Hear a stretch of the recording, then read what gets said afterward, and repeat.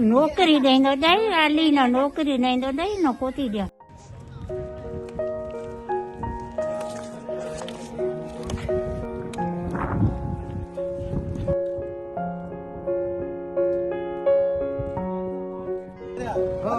નોકરી